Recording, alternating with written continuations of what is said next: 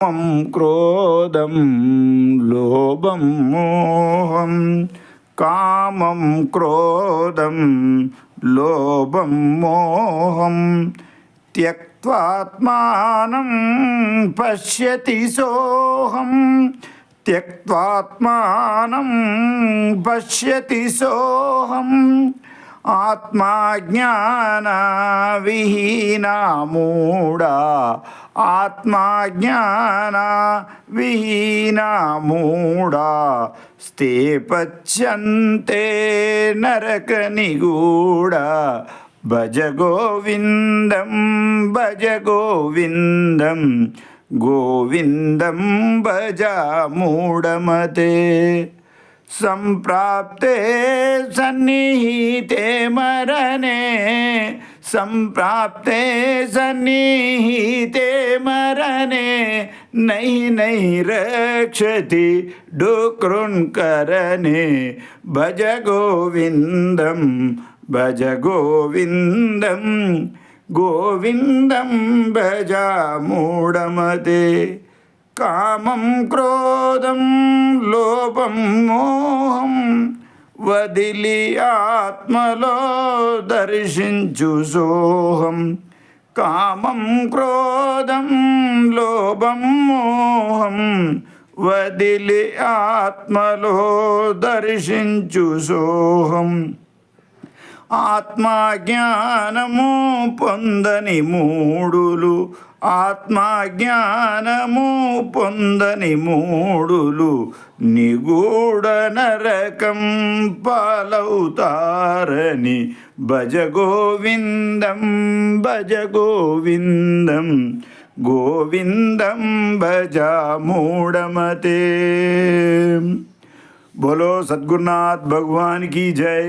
శంకరాచార్యుడు ఇక్కడ ఏం చెప్తుంటే కామాన్ని, కూడదాన్ని, లోభాన్ని, మోహాన్ని ఇవన్నీ వదిలేసేయాలి. ఆత్మలో దర్శించు సోహం అంటే నీవు ఎవరు, ఇది మనం దర్శించుకోవాలి. ఈ ఆత్మజ్ఞానం పొందకపోతే మనకు నిగూఢ నరకం పాలవుతారని శంకరాచార్యుడు దీనిలో బోధిస్తుండే ఈ అభంగంలో, శంకర భజగోవిందంలో 25వ శ్లోకం ఇది. అయితే ఇక్కడ నేను ఒక మాట చెప్పదలుచుకున్న అందరికీ, మనకు చాలామంది మతాలు మారకుండ్రి అని చెప్తారు చూసినావా. అది వాస్తవం ఇక్కడ తెలుసుకోరు మీరు.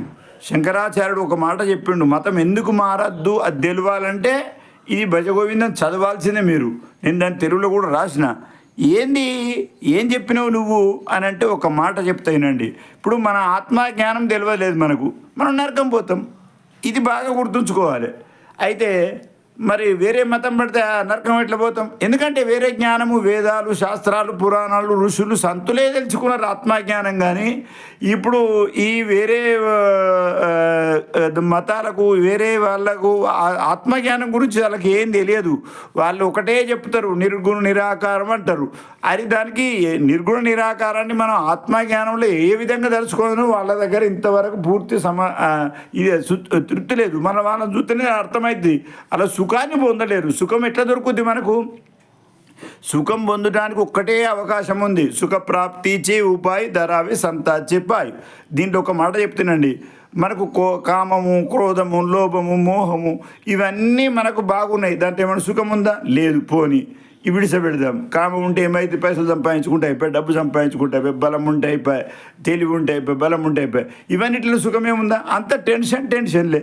ఎందుకు ఇంత టెన్షన్లు అని అంటే దానికి కారణం ఏముంది అని అంటే, ఎప్పుడైతే నీవు ఎవరో దీంట్లో బాగా గురించి సోహం నీవు ఎవరో తెలుసుకోకపోతే, ఎందుకంటే మనకు శరీరం ఉంది, ఇదంతా శరీరం, కాళ్ళు ఉన్నాయి, చేతులు ఉన్నాయి, బలం ఉంది, అంత ఉన్నది. దీంట్లో ఏముంది? అంతటా ఎక్కడ ఉంది అంటే ప్రాణం అంతటా ఉంది ఇలా. కానీ ప్రాణం ఉంది అని మనకి ఎట్లా తెలవాలి?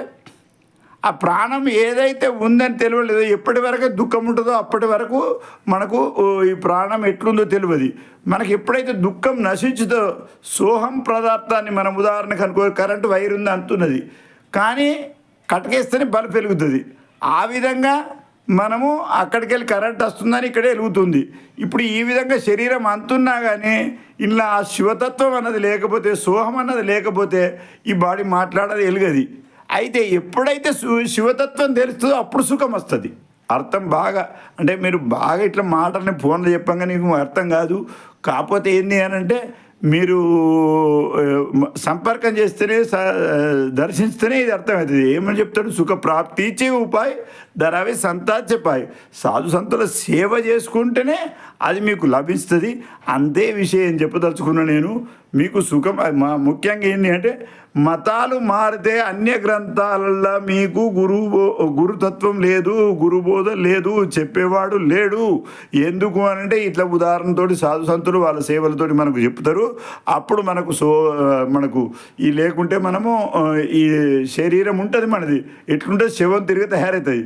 శివం అన్నది ఏదో తెలియకపోతే అంతవరకు శివమే ఉంటుంది, సుఖం ఉండదు దానికి. శివతత్వం తెలిస్తే ఇదే శరీరంలో, ఇదే కామంలో, క్రోధముల, లోభముల అన్నిట్లలో సుఖం దొరుకుతుంది. కామం ఎక్కడ చేయాలనో అక్కడ చేయాలి, క్రోధం ఎక్కడ చేయాలనో అక్కడ చేయాలి, అవన్నీ తెలుస్తాయి.